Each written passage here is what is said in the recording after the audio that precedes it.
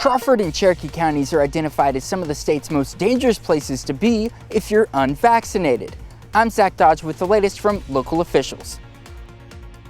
President Biden says it's time for U.S. troops to come home from Afghanistan, but critics say that's exactly what the Taliban wants.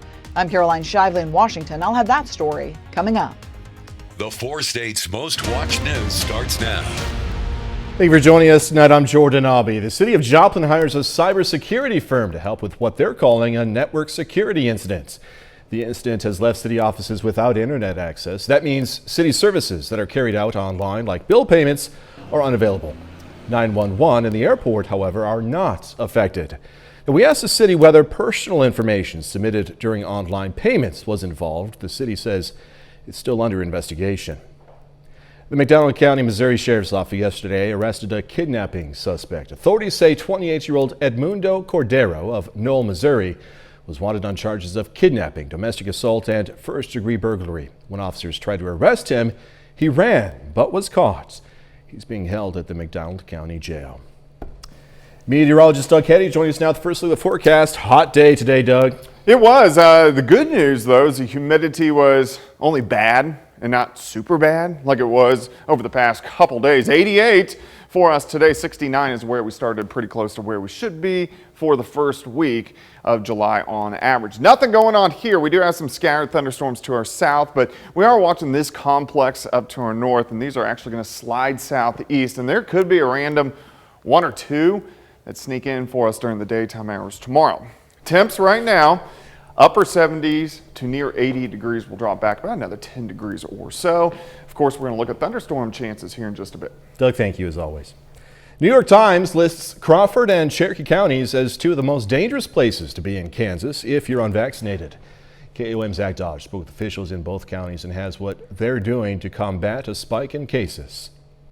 Nurses at Ascension Via Christi are back caring for patients in the COVID ICU.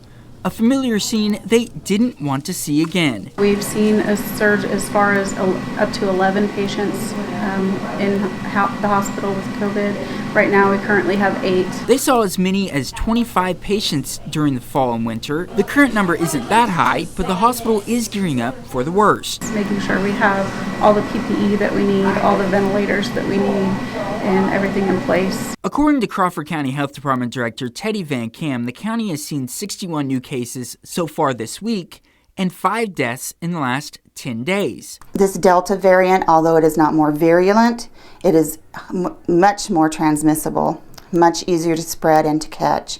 And so that's what we're seeing. She says over the last 2 weeks, testing has gone up and contact tracing has been ongoing as they combat the Delta variant.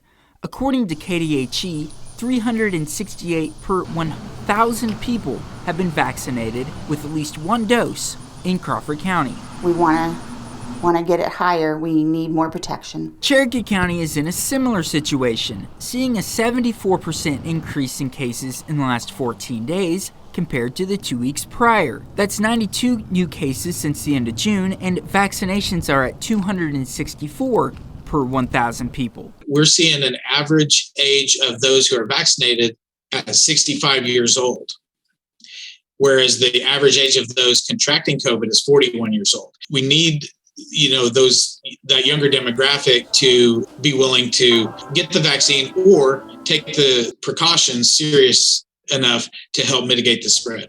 We need to get people vaccinated in order to prevent another surge. We don't want to go through that again, and with the vaccination rates being as low as they are, we could possibly see that surge again. In Crawford County, Zach Dodge, KOAM News. Cravens says when they transfer COVID-19 patients, they have to divert to hospitals further away, since Joplin and Springfield hospitals are dealing with their own surges. Freeman Health pediatricians are coming together with a single message. Get your vaccine-eligible children vaccinated. They say it's important to help stop the spread of the virus and to prevent your child from becoming seriously ill. I did have a child in my clinic that was seriously ill. I haven't been able to get in touch with that mom recently, but I suspect if I ask her, do you wish that the vaccine was available for your child so you didn't have to go through this process, she'd probably emphatically tell me yes. Freeman Health System is holding a back-to-school COVID-19 vaccine clinic on July 13th from 2 to 6 p.m. A grim global milestone as COVID-19 deaths surpass 4 million. And as the Delta variant becomes the dominant strain here in the U.S., health officials say cases and deaths are preventable with more vaccinations as they continue their push for more inoculations worldwide. Fox News multimedia reporter Stephanie Bennett has this story.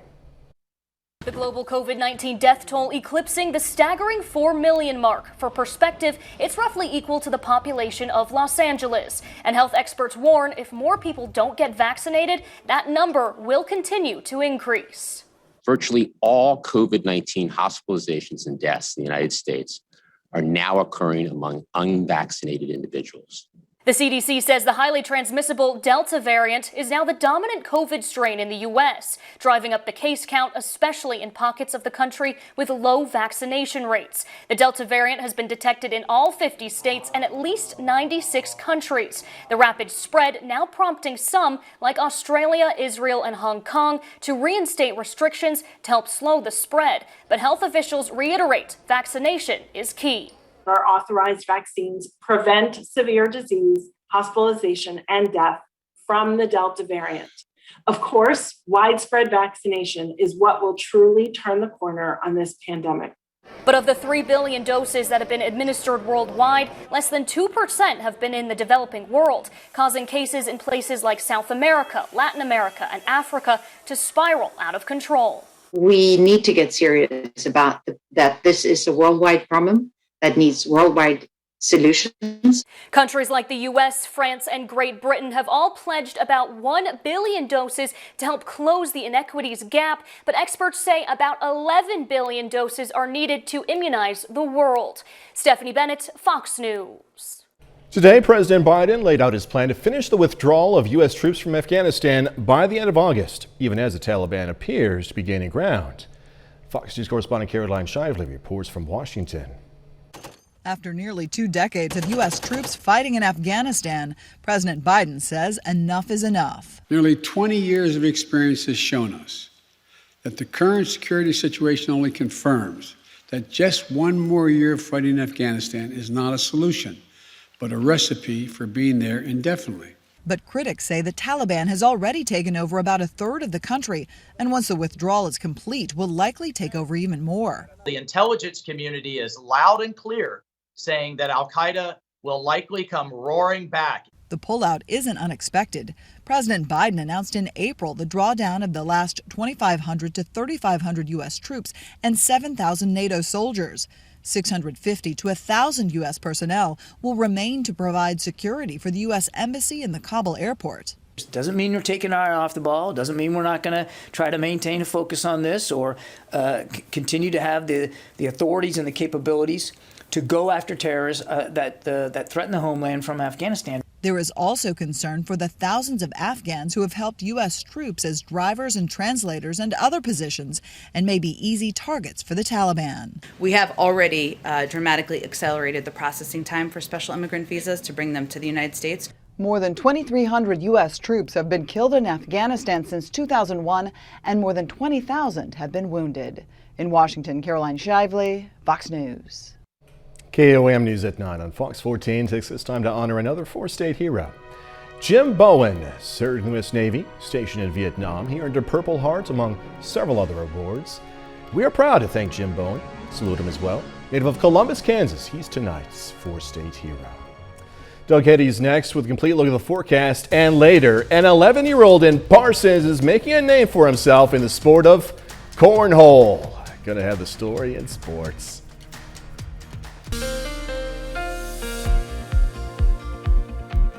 Well, it turned out to be another warm and kind of humid day for us today. The humidity not quite as bad as what we did see yesterday, but it's really going to creep back up as we go into the overnight hours for us tonight into tomorrow. So our temperature goes up tomorrow, humidity goes up tomorrow, so it's going to feel a little bit more muggy, kind of soupy-ish out there.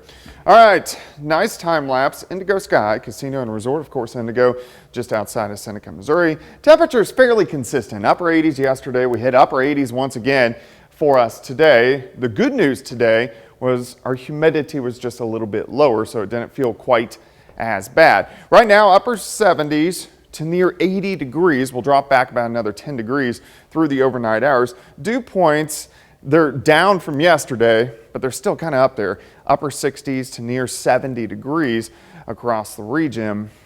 So we're kind of in that sticky to muggy, but we're going to get back up into that soupy range as the next 24 to 36 hours roll around ahead of our next storm system. 80 degrees outside right now, a little bit of a heat index due to the dew point at 69. Relative humidity is at 69%. Nothing really going on here. You have to track south before you find any showers and thunderstorms across parts of Arkansas with a dying kind of stalled out front. Winds are going to switch back toward the south as we go through the overnight hours for us tonight. Back east, we still have tropical storm Elsa, which is kind of turning up the eastern seaboard because it's kind of half on land, half on water. It's still getting enough water to feed into it to kind of keep its strength, even though it's not that strong. Batch of showers and thunderstorms out across the Dakotas. These are going to take a dive south and east due to the upper level winds, and they're really going to fall apart, but some of us may get a random storm in here during the daytime hours tomorrow. You can see the clouds kind of ahead of it during the morning hours. So here's 6 a.m. Some storms just to our north, but there could be a straggler that makes it in during the daytime hours tomorrow. Most of you will stay dry, but look at the temps. We're up there into lower 90s. 69 to start, 85 by noon. High temp right around 92 during the afternoon. Tomorrow night, thunderstorms to our north. They will head in our direction, kind of fall apart, but then late tomorrow night. So here's Saturday morning, 3 a.m. This batch is most likely at least going to get in. It's going to fall apart as it does, but it's most likely going to get into the area. So scattered thunderstorms Saturday morning. Most of the day just kind of hit and miss storms. But then as we get into the afternoon, as a cold front approaches, we'll get a much bigger band of showers and thunderstorms. This is Saturday evening that will drop through, and those will most likely be at least strong, possibly severe. If we had anything severe, it would be gusty winds and also some hail with that band of showers and thunderstorms. 92 tomorrow, slight chance for an isolated storm. 88 on Saturday, good chance for thunderstorms. Scattered thunderstorms stick around Sunday and Monday, but we do cool off a bit early next week.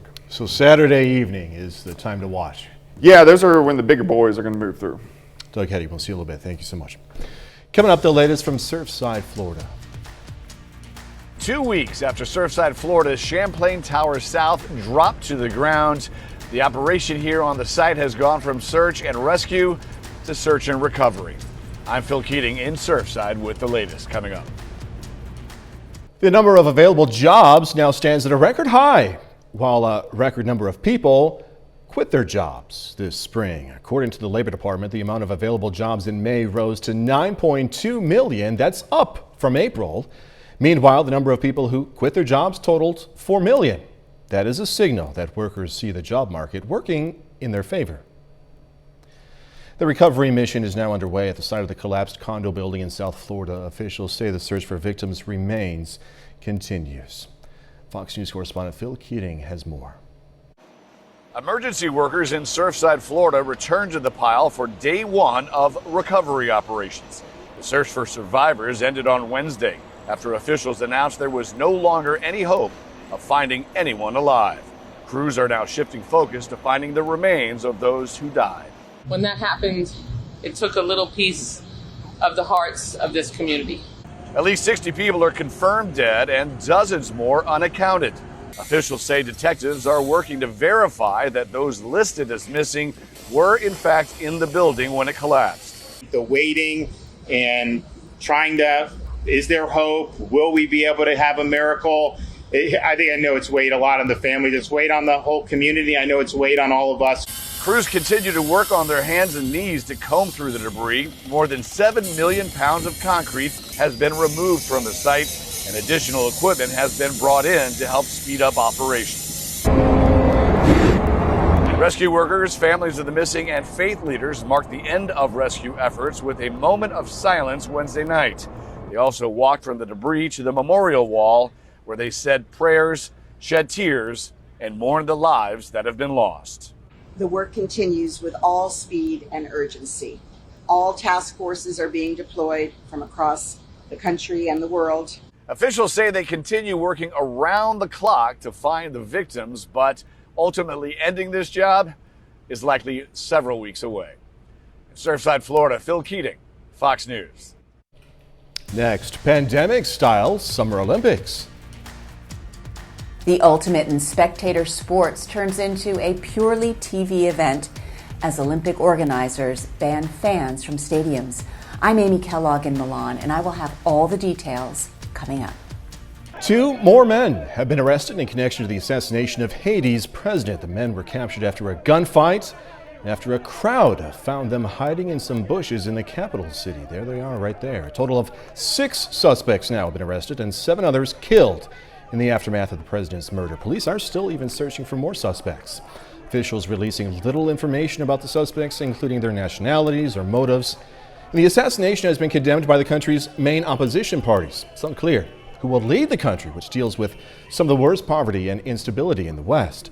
The nation's constitution says the assassinated president should be replaced by Haiti's Supreme Court president, but that Chief Justice passed away of COVID recently.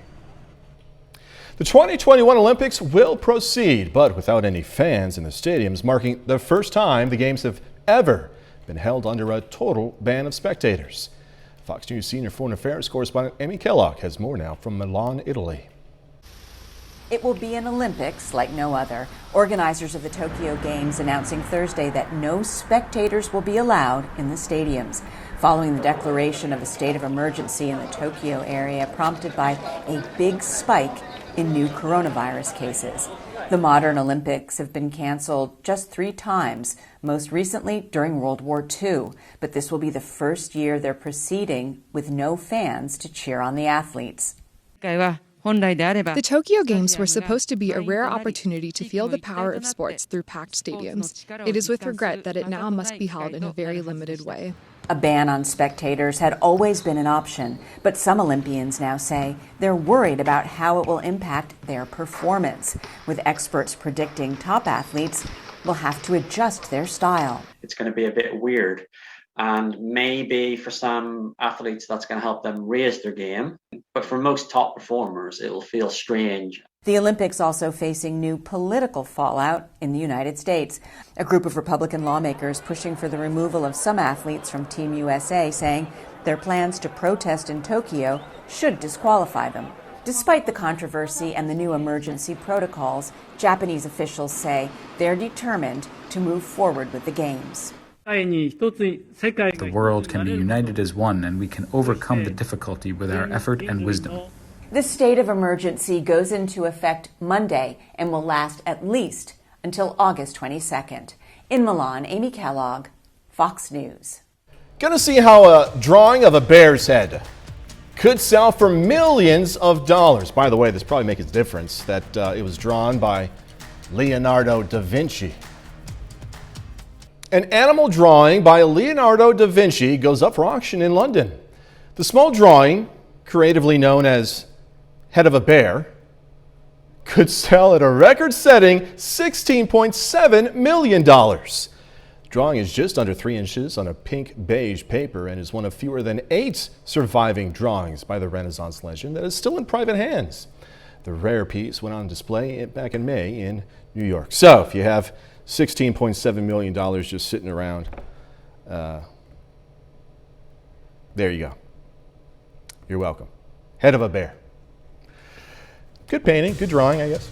30 more minutes, news, weather, and sports coming away. Going to meet a man who's on a mission to reunite with friends from his childhood. Kids who became each other's support systems. Also, a sister, uncle, and a 911 dispatcher are being credited for saving a drowning boy. A Joplin man who grew up in Girard, Kansas, is trying to reconnect with his past and his family. And by doing so, he's giving us a unique look at a little slice of Girard's history. KOAM's Mike Mahoney has his story. Jimmy Davis is a Joplin man who's been thinking quite a bit about his childhood in Girard, Kansas lately. He grew up on a children's home and farm called Elm Acres and considers the dozens of kids he lived with to be family. I want to find some of those brothers and sisters that I had at that home. I want to find them and be able to reconnect with them and say, hey, remember me? But even in the age of social media, that's easier said than done. Elm Acres burned down in 1975, and Jimmy says following the fire, the Elm Acres crew scattered to various foster homes. But thanks to some Facebook detective work, he has already found one of his old friends and housemates, Valerie Dunbar of Gardner, Kansas. She also remembers the home fondly. We were well fed, we had clothing allowances, they took us places. We went all over the place. We were a large tribe, you know? Val's not the only Elm Acres alumni Jimmy has chatted with, but he knows there are more out there, and he's hoping they share his desire to walk down memory lane. Not only would that help Jimmy with a book he's writing about his life experiences, it would also reconnect him with the handful of people who know what it's like to be raised on a very special farm. I've got some place that I can call a home, and I never had that before, Mike. I never had that before, and I wanted that in my life.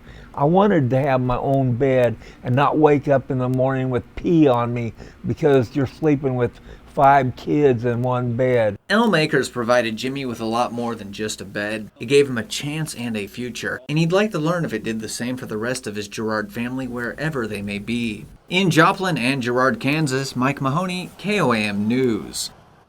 If you're an Elm Acres alum or know someone who is and would like to get in touch with Jimmy, you can find contact information through Facebook or shoot him an email. You can find that information in this story on KOAMNewsNow.com. A terminally ill 70-year-old from Joplin is given the gift of the great outdoors. Chandler Vinigani is bedridden, and due to an inability to regulate his own body temperature, he can't spend a lot of time outside. But Make-A-Wish and Schuber Mitchell Homes in Joplin came together to make his dream a reality. They built Chandler's family a new patio with a pergola to shade Chandler from the sun. Feels really good. We weren't sure what really to expect, and we thought maybe they would get him like a swing or something and like just have a little space for him to hang out. And so all of this really exceeded anything we really imagined. We just love any opportunity we can to work with any organization that is making a difference in the community. Family is planning to install a hot tub for Chandler's aqua therapy. Enjoy it, little man. Crossland family of Crossland Construction has purchased Pittsburgh's Pittsco Education Company. Pittsco Education has been operating in Pittsburgh now for 50 years. Crossland family says they won't be making any changes to staff or production. Most customers and vendors won't see a change. It'll still be Pittsco providing products, putting catalogs out, paying the bills, ordering the product, all those kinds of things. So I really don't see that anybody's going to see any type of change in terms of, because the acquisition occurred. Pittsco also recently entered a partnership with TTS International, which supplies early learning products and activities. More Americans are struggling to make ends meet. According to business.org, credit card debt has increased for 62% of borrowers since the beginning of the pandemic. More than half say they increased their credit limits to support growing spending habits. And 25% of Americans say they are worried about making their next credit card payment.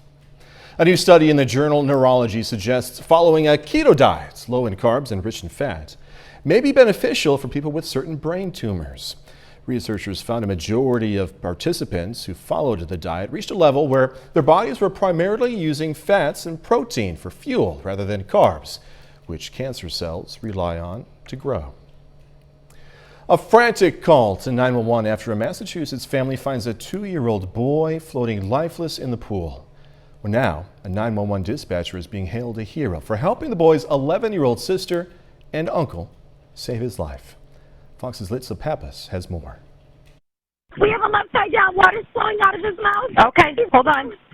Please help me. A frantic 911 call from a home in Tewksbury Tuesday morning when a family found their 2-year-old boy floating lifeless in the pool. It happens in a second. It's always somebody else, but you know, it happened here. Rob Hamilton says his nephew opened the back door, walked onto the back deck, and must have fallen in the water for the few seconds they weren't looking. His 11-year-old niece was the one who found her little brother in the water and pulled him out. And I went to the side of the pool and I pulled him out the water, and I wasn't even checking if he was breathing yet. I just ran and screamed for my mom. She was unbelievable. She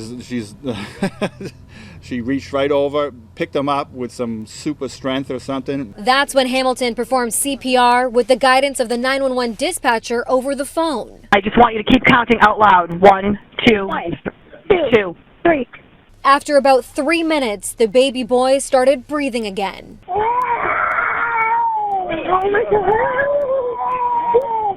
You just let me know when the fire department's right with you, okay? Rebecca Macaro was the dispatcher helping this family over the phone. I just got recertified, so that's what worked, and I heard the baby cry, and it was very emotional for the entire room. Her supervisor says the EMTs were delayed getting to the home when the address didn't come up right away. Our role is just as critical as theirs to make sure that we provide the citizens who call some reassurance that they're getting some help ahead of time before those critical minutes go by. Those minutes were a matter of life or death, so this family is beyond thankful for the support of this dispatcher before EMTs arrived. Macaro says she was just doing her job. It's not for, being here or glory. It's just because, I know that today this child is, going to be okay. That's all it is. It's just helping people. In Tewksbury, Lisa Pappas, Boston 25 News.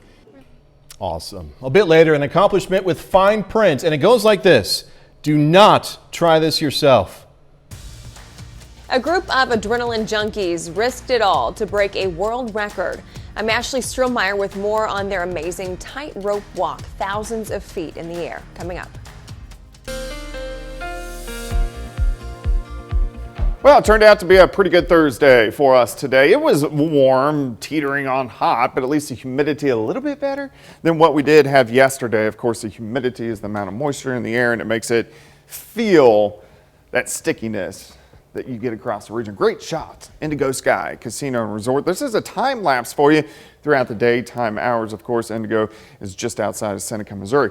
All right, let's look at our temps. Past couple days, pretty consistent, mainly upper 80s. We had upper 80s yesterday. We had upper 80s once again for us today. Those temps are going to creep up a bit as we go through the next couple days. 76, Yates Center, 79 in Miami, 74 in Pittsburgh, 79.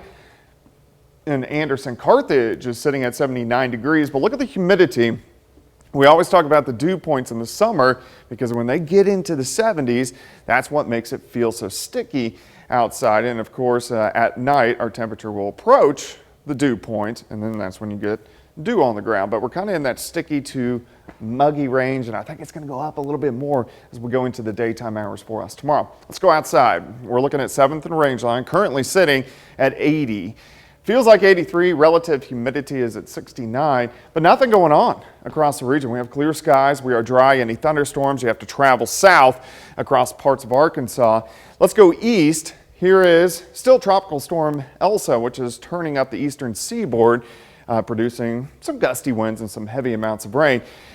Our next system, or next beginnings of our next system, this is a complex that is going to drop south and east, and a few of these may try to sneak in low, let's say late morning into the early afternoon as we go into Friday. You can see some clouds getting in here by early morning, so we're going to have partly sunny skies. I think any of those thunderstorms, they really fall apart, but I wouldn't be shocked if we have one or two that pop up during the daytime hours tomorrow. Now, most of you are going to stay dry. Here's your forecast. We're going to start at 69, 85 by noon, high temp of 92 during the afternoon. Tomorrow night, thunderstorms to our north, and some of these are going to get in here late tomorrow night into Saturday morning. So we're looking at 3 a.m.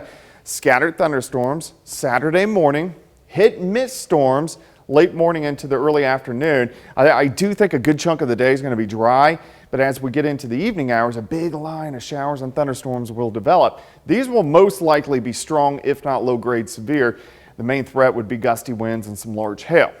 So we do need to watch that as we go into Saturday evening as they work on through. And then even behind it, we're going to have some scattered showers and thunderstorms sticking around on Sunday, and it's due to this upper level low that is taking its time to work out of here, so it keeps rain chances in on Sunday into Monday. 92 tomorrow, 88 Saturday, 81 on Sunday, quite a bit cooler. 82 on Monday, back into the 90s by the middle of next week. Low 90s though, that's okay. But again, that humidity. Yeah, I mean, that's what it comes down to. If the humidity is high, it feels nasty out there. If it's lower, it doesn't feel too bad. Yeah. All right, Doug, thanks so much. Coming up in sports, it's All-Star Night for the Joplin Outlaws. Also, a local 11-year-old is now the top-ranked player in the American Cornhole League. That story and more when we come back.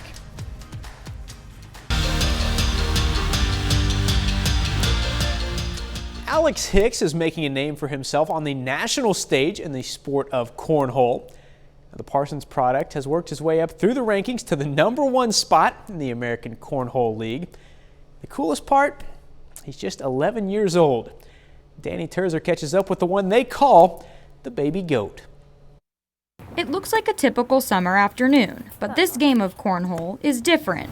Barely go up to the hole. Alex Hicks is in a league of his own. He just goes up there and plays and not thinking about it, shoots his shots, and most of the time makes them, so definitely works out good for him. But I think just not having any pressure, just, as you would say, ice in his veins. He just shows up and plays at the highest level every time, and I think that's what makes him so good. His favorite thing?